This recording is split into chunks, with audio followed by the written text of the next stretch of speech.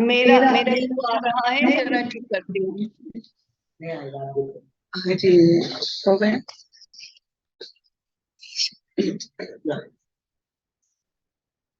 Recording stopped.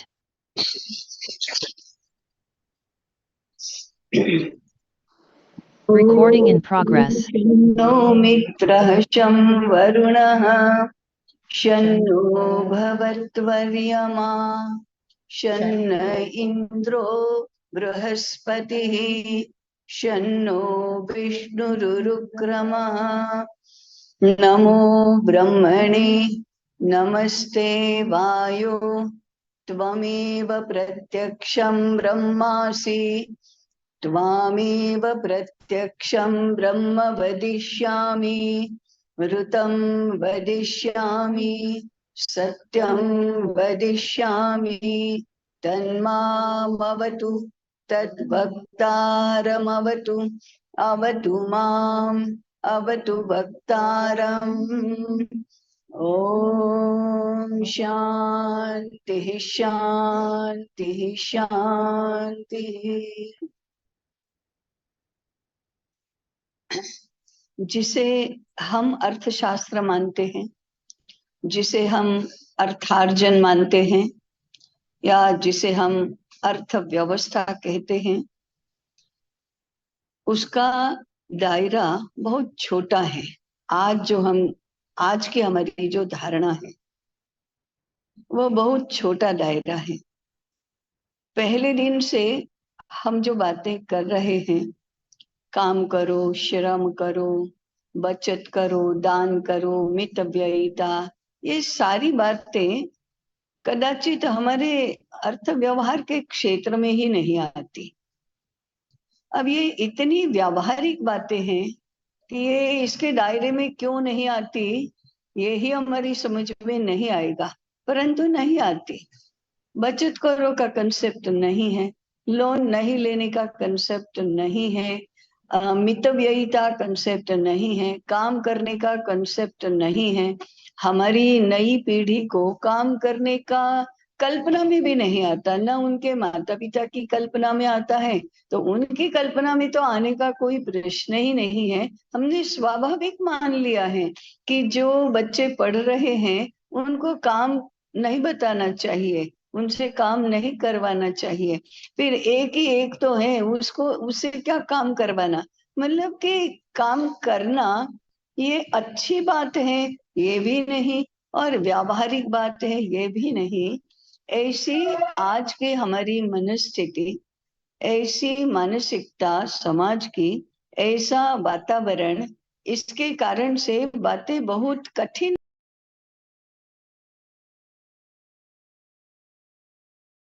ये कैसे संभव है ऐसे लगने लगता है, तो बात कठिन तो अवश्य है। इसको अपने मन में और बुद्धि में बिठाना भी कठिन होता है, हाथ में बिठाना भी कठिन ही होता है। तो इसका कारण ये है कि हम तो गलत दिशा में इतनी दूर चले गए हैं, तो हमारी कल्पना में आना और हमें ये व्यावहारिक लगना और ये संभाव्य लगना कठिन होगा। परंतु कठिन लगने का मतलब ये नहीं है कि वो सही नहीं है। कठिन लगने का अर्थ ये नहीं है कि वह व्यावहारिक नहीं है और यही मार्ग नहीं है। मार्ग तो यही है। इतना हमारे मन में रखकर हमें इन असंभव लगने वाली बातों का विचार करना चाहिए।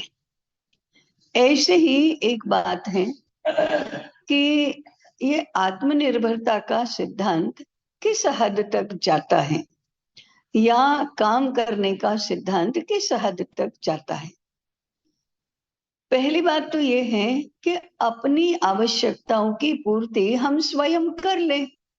हमें अन्न चाहिए, हम अन्न प्राप्त कर ले। हमें कपड़ा चाहिए, हम कपड़ा प्राप्त कर ले। हमारे घर में दाल चावल सब कुछ है, हमको खाना है, हम स्वयं बनाकर खा ले। ऐसा नहीं होता। एक कुटुंब में व्यक्तिगत अपनी अपनी सारी आवश्यकताओं की पूर्ति स्वयं करना, ये अच्छा नहीं लगता, ये संभव ही नहीं है। ये बड़ा बेहुदा लगता है।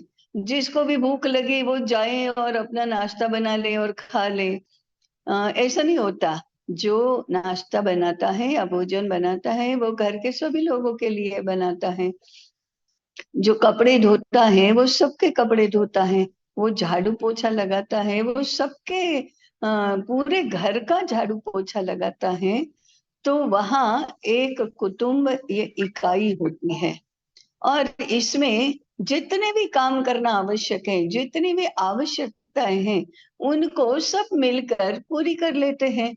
और उसमें जो कार्य विभाजन करना सही है या करने से सुविधा रहती है, ऐसा कार्य विभाजन सब कर लेते हैं। तो कुटुंब में व्यक्तिगत आत्मनिर्भरता नहीं होती, वह परस्पर निर्भरता होती है। और उसमें कोई अगर कुछ भी नहीं करता है तो भी चल जाता है, सब चला लेते हैं। कभी कभी हमरी तुमरी हो जाती है, ये कोई काम नहीं करता, ये तो सब काम करता है, मुझे ही सब करना पड़ता है, सब हो जाता है। लेकिन कुटुंब एक इकाई के नाते परस्पर निर्भर होकर रहता है। अब ये परस्पर निर्भरता है, वह समष्टिगत जीवन का बहुत बड़ा सिद्धांत है। हम व्यक्ति केंद्रीय नहीं हैं। इसका अर्थ ही है कि हम परस्पर निर्भर होकर ही रह सकते हैं। अब इसमें विभिन्न प्रकार के कामों के लिए विभिन्न इकाइयां बनती हैं। जैसे एक कुटुंब में सब परस्पर निर्भर होकर कुटुंब में जितने भी काम आवश्यक हैं वे सब कर लेते हैं। परंतु कोई भी कुटुंब आगे ऐसा नहीं होता कि वो अपने कुटुंब के लिए आवश्यक वस्त्र भी निर्माण कर ले, पात्र भी निर्माण कर ले, अनाज भी उत्पन्न कर ले और दूध घी आदि सब भी प्राप्त कर ले। इसके लिए उसका गौशाला भी हो, इसके लिए खेत भी हो, इसके लिए वस्त्र बुनने का कारखाना भी हो, जूते बनाने का कारखाना भी हो या बर्तन बनाने का कारखाना भी हो। ये तो संभव नहीं है। ये घर में खाना बनाना या कपड़े धोना तो एक बार संभव हो भी जाएगा, तो भी परस्पर निर्भरता हम करते हैं। तो ये तो व्यावहारिक रूप से ही संभव नहीं है कि सब कोई सब व्यवसाय करने लगे, सब उत्पादन करने लगे, ये तो संभव नहीं है। इसलिए कुटुंब व्यवस्था का विस्तार हुआ कि कुछ कुटुंब ऐसे होंगे, देखिए व्यक्ति नहीं, कुछ कुटुंब ऐसे होंगे जो अनाज उत्पन्न करेंगे, कुछ ऐसे होंगे जो वस्त्र उत्पन्न करेंगे, कुछ ऐसे होंगे जो वाहन बनाएंगे या लकड़ी का काम करेंगे, कोई ऐसे होंगे जो लोहे का काम करेंगे। ऐसे ये जो उत्पादन का काम है वह सब कुटुंबों ने मिलकर, हम इतने कुटुंब हैं तो ये करेंगे, इतने कुटुंब ये करेंगे, ये कुटुंब ये करेंगे। इस प्रकार से हमने कुटुंब का ही यूनिट है उसको विस्तरित किया और इससे जातियां बनी कि ये जाति ये करेगी, ये जाति ये करेगी, ऐसी जातियां बनी। परंतु ये जाति व्यवस्था भी परस्पर निर्भर ही रही, क्योंकि सबकी आवश्यकताओं की पूर्ति सबको मिलकर करना है।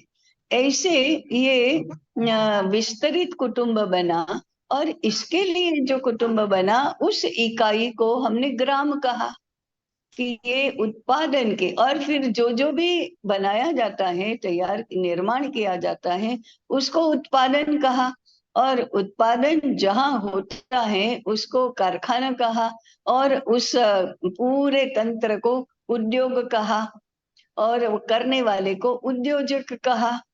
ऐसे हमारी ग्राम की इकाई बनी, वो यहाँ उत्पादन के लिए ही बनी है। और ये भी परस्पर निर्भर ऐसी व्यवस्था है। तो ये परस्पर निर्भरता का सिद्धांत पूरे विश्व को भी लागू हो सकता है, लेकिन उसकी मूल इकाई, मूल भावना ये कुटुंब की है। क्योंकि यह परस्पर निर्भरता है। अब परस्पर निर्भरता में काम कैसे किए जाते हैं? तो जो भी जिस वस्तु का उत्पादन करता है या जो भी काम करता है, हम कुटुंब का ही समझ ले, वहां उत्पादन नहीं होता लेकिन कुछ काम तो होता ही है। तो कपड़े धोने वाला सबके कपड़े धोता है, वो कपड़े धोने का काम केवल अपने लिए नहीं करता है, वो सबके लिए करता है। भोजन बनाने का काम सबके लिए करता है, केवल अपने लिए नहीं करता। इसी प्रकार से ग्राम व्यवस्था में, मैं ग्राम व्यवस्था का एक ही हिस्सा अभी बता रही हूँ, उत्पादन का। हम इस व्यवस्था की मूल बातों को समझे इसलिए। तो जो भी अनाज का उत्पादन करेगा वो सभी के लिए करेगा, वस्त्र बुनेगा वो सभी के लिए बुनेगा। इसके लिए वो उत्पादन के लिए क्या कौन सी बात ध्यान में रखेगा? ये बात ध्यान में रखेगा कि आवश्यकता कितनी है, कितने कुटुंबों को चाहिए, उन कुटुंबों में कितने सदस्य हैं, उन सदस्यों की क्या क्या आवश्यकताएं होती हैं। ऐसे ही पूरे गांव के जितने भी कुटुंब साथ में रह रहे हैं, उन सभी कुटुंबों की आवश्यकताओं का विचार करके फिर वह अपने कार्य का नियोजन करेगा और उत्पादन करेगा। अब ये हमको मालूम है कि सबका इसमें परस्पर निर्भरता तो अनिवार्य रूप से रहेगी, क्योंकि कपड़ा भी बुनना है तो उसके लिए कपास चाहिए, उसके लिए खेती करनी चाहिए, उसके लिए खाद चाहिए, उसके लिए औजार चाहिए, वो बहुत सारी बातें उसमें जुड़ी हुई हैं। अगर रंगाई और छपाई भी करनी है तो रंग चाहिए, तो रंग बनाने की व्यवस्था चाहिए। तो बहुत सारे छोटे छोटे उद्योग उसमें आ जाएंगे, उन सबकी परस्पर निर्भरता रहेगी। अब परस्पर निर्भरता का ये जो वेब है, ये जो जाल है, वो बहुत अच्छी तरह से धीरे धीरे बुना जाता है। तो मूल हम बात कर रहे थे कि ये सबके लिए करेगा, सबके लिए करना है तो सबकी आवश्यकताओं का उसको पता होगा, नहीं तो वो पता कर लेगा और जितना आवश्यक है उससे अधिक वो निर्माण करेगा, उसे अधिक बनाएगा। इसी में से हमारे भारतीय अर्थशास्त्र का विपुलता का सिद्धांत आया है कि चाहिए उससे अधिक हमारे पास है। इसलिए समझो एक गांव में 1000 लोग रहते हैं, तो 1000 लोगों को अनाज की जितनी आवश्यकता एक वर्ष भर में है, तो उत्पादन होगा 3000 लोगों का या 2000 लोगों के लिए आवश्यक है उतना। तो हमेशा हमारी हमारी अर्थव्यवस्था या हमारा अर्थशास्त्र विपुलता का अर्थशास्त्र रहा है, चाहिए उससे ज्यादा है। फिर ज्यादा है उसका क्या करेंगे, वो एक दूसरे क्रम की बात है, इसके हम अलग से चर्चा करेंगे। परंतु पहली बात है कि उत्पादन करना है ना, आवश्यकताएं समझ लो और आवश्यकताओं से भी अधिक दो, अधिक निर्माण करो और फिर जिसको आवश्यकता है उसके तक पहुंचा दो। ये पहुंचाने तक का काम, माने जिसको चाहिए वहां तक पहुंचाने का, गांव में पहुंचाने का काम उत्पादन करने वाले का है। तो उसकी अंडरलाइंग जो भावना है, धारणा है, वो देने की है। अब ये उसके बदले में मुझे क्या मिलेगा इसका विचार नहीं करता, वो बहुत गौण है। वो गौण है का एक अंडरलाइंग प्रिंसिपल ये है कि उसको विश्वास है कि मेरी आवश्यकताओं की पूर्ति तो हो ही जाएगी। इसलिए वो उसका विश्वास है, इसलिए वो देने की चिंता करता है, बनाने की चिंता करता है। पहले सिक्योरिटी नहीं मांगता, पहले से कोई, जैसे हम अग्रिम ग्राहक बनाते हैं, ऐसे अग्रिम कोई पैसा नहीं लेता, खातरी नहीं लेता, लिखवा नहीं लेता कि मैं इतना लूंगा करके। वो ऐसे ही विश्वास से चलता है।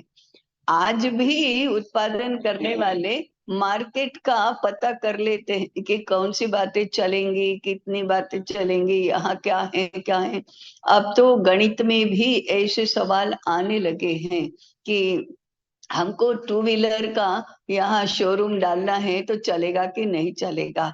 ये भी एक तरह से जायजा लेना ही है मार्केट का, परंतु गांव में विश्वास से ये चलता है और पीढ़ी दर पीढ़ी, वर्ष के बाद वर्ष ये विश्वास से चलता है।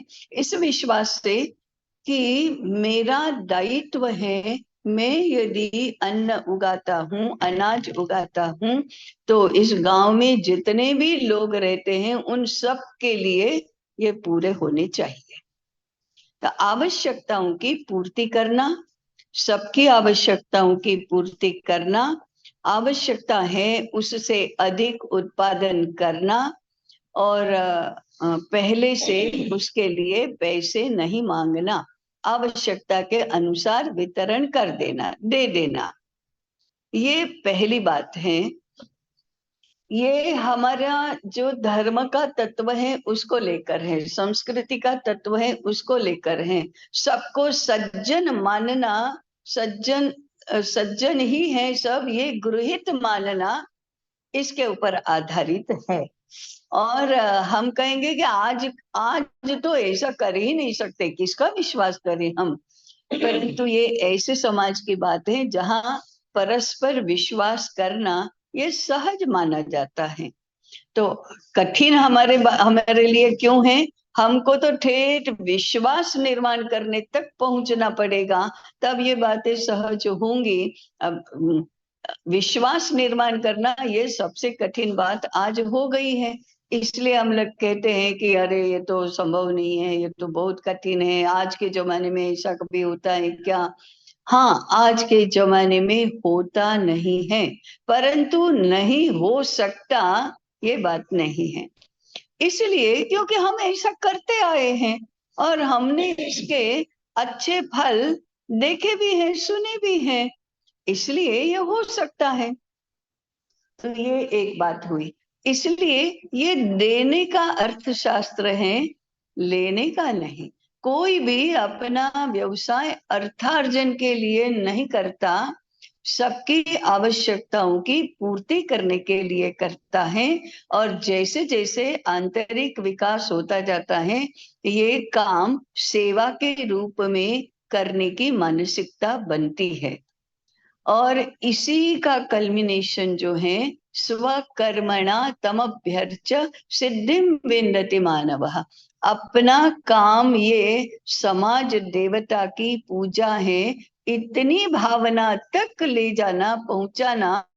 बाह्य कोई अंतर नहीं पड़ता, इसमें आंतरिक अंतर होता है।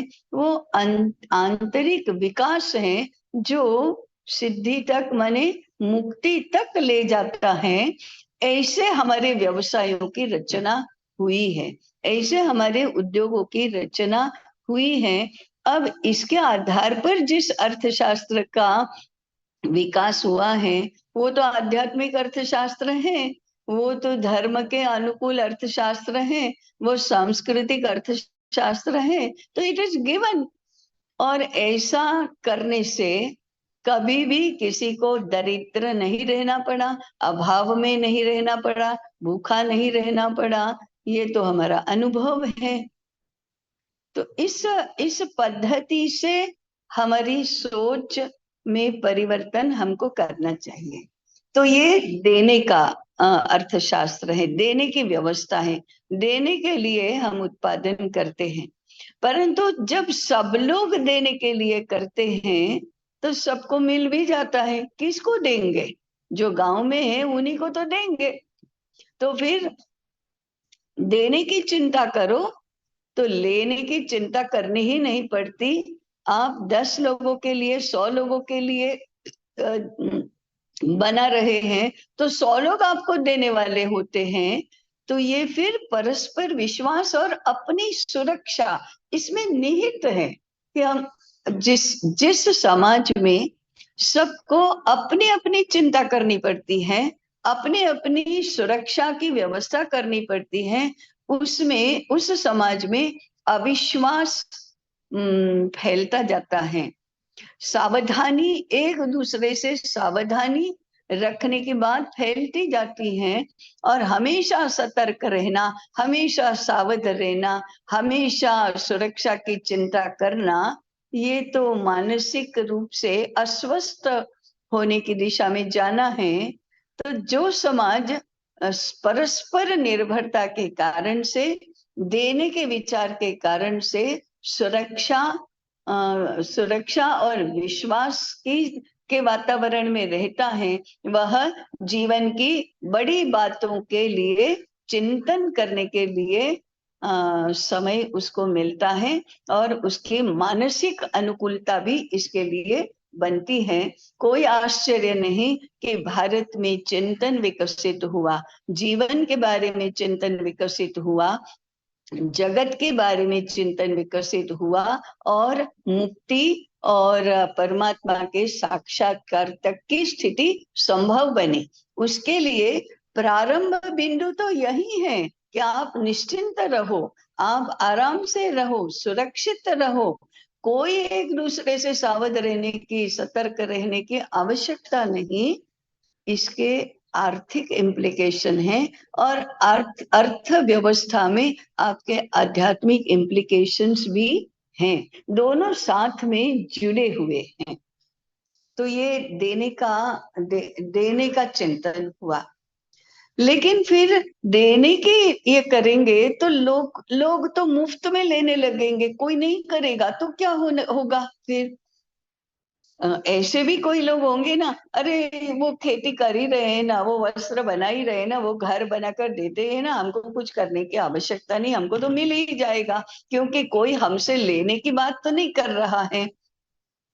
तो इसके लिए संतुलन बनाने वाली दूसरी बात है, मुफ्त में नहीं लेना, बिना काम किए कुछ भी अपने लिए प्राप्त नहीं करना। ये अब धर्म का उपदेश है, ये समझदारी का उपदेश है। ये मानसिकता इतनी अधिक अंदर तक बिठाई जाती है कि हमारे यहाँ कभी भी कोई मुफ्त में लेने का विचार नहीं करता।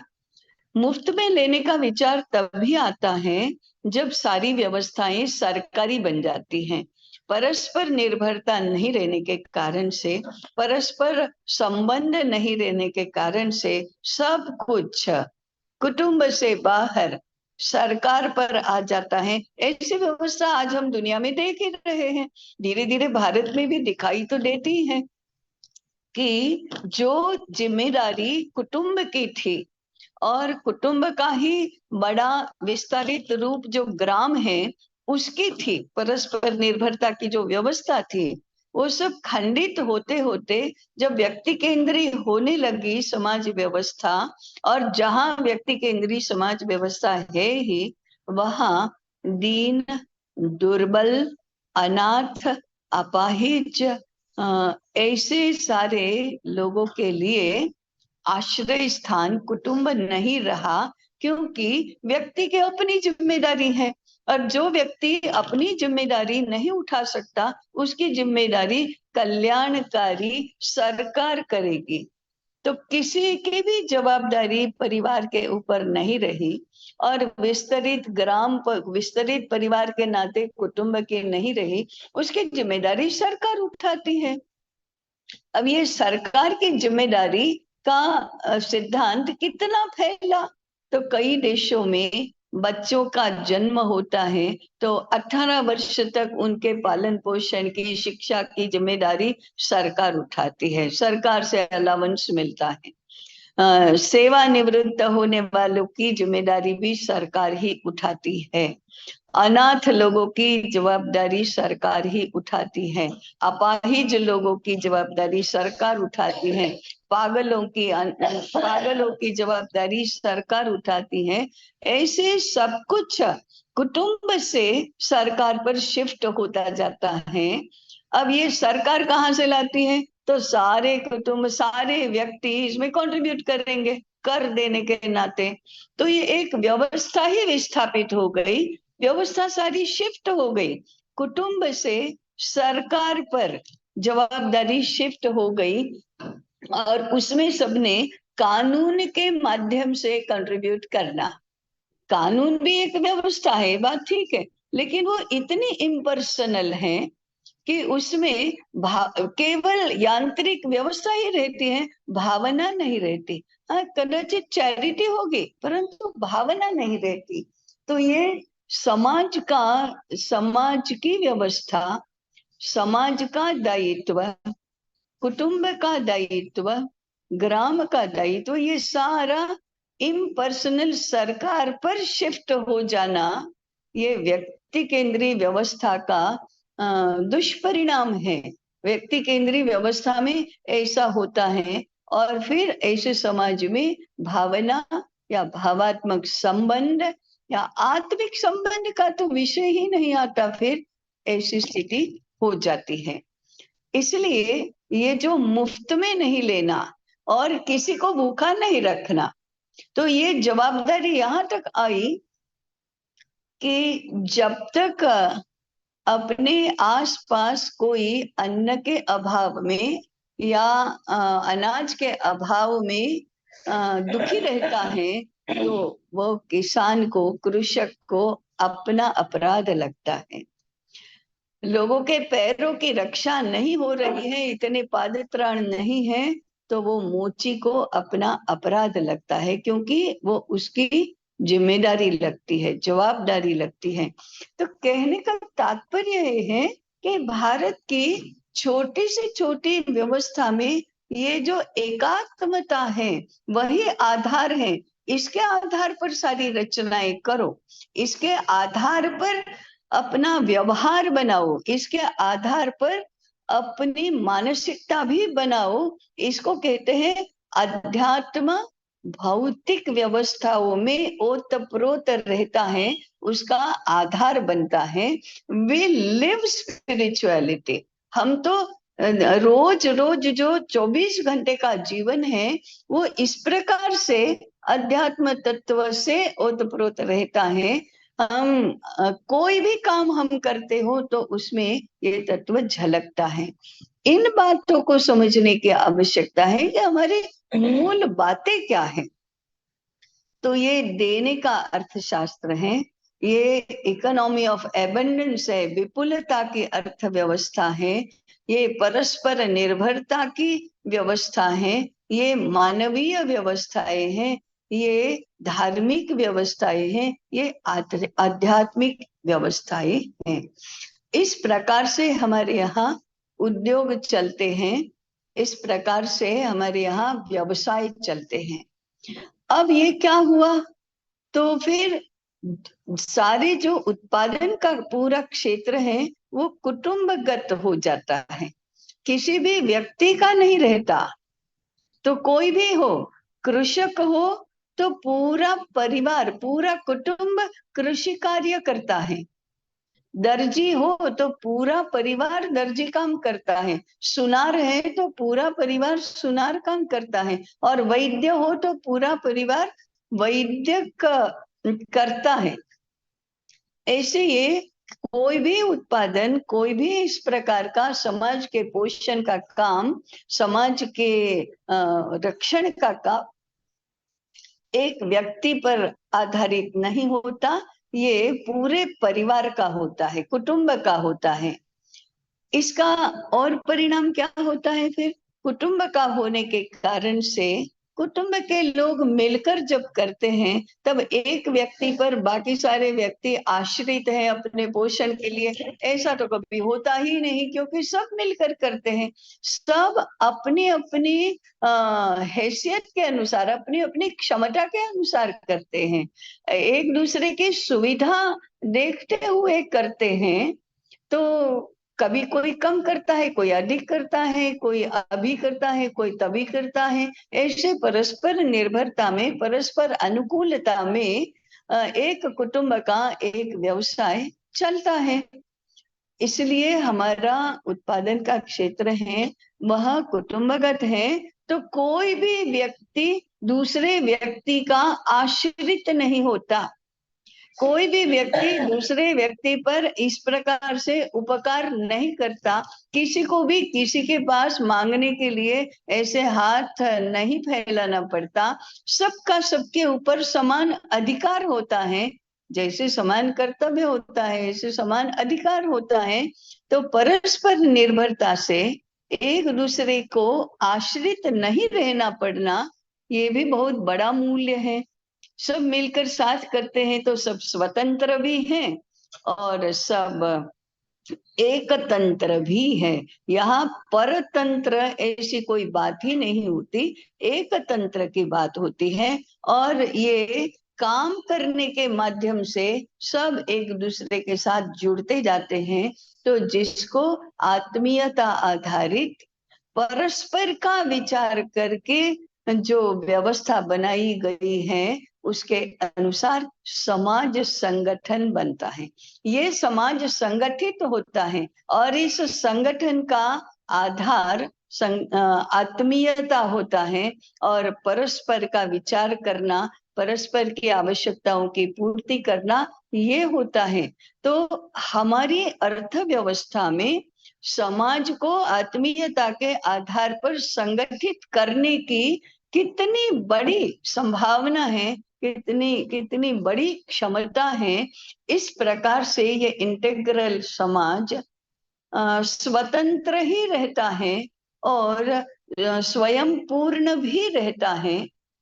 अब यही तत्व परस्पर निर्भरता का, कुटुंबगत परस्पर निर्भरता का तत्व ग्राम से आगे ग्राम समूह में और संपूर्ण राष्ट्र में विकसित होता जाता है। और इसलिए एक राष्ट्र एक इकाई बनता है, क्योंकि उसमें फिर केवल अर्थव्यवस्था नहीं तो अन्य व्यवस्थाएं भी जुड़ती हैं और सारी व्यवस्थाएं भी परस्पर निर्भर बनती हैं।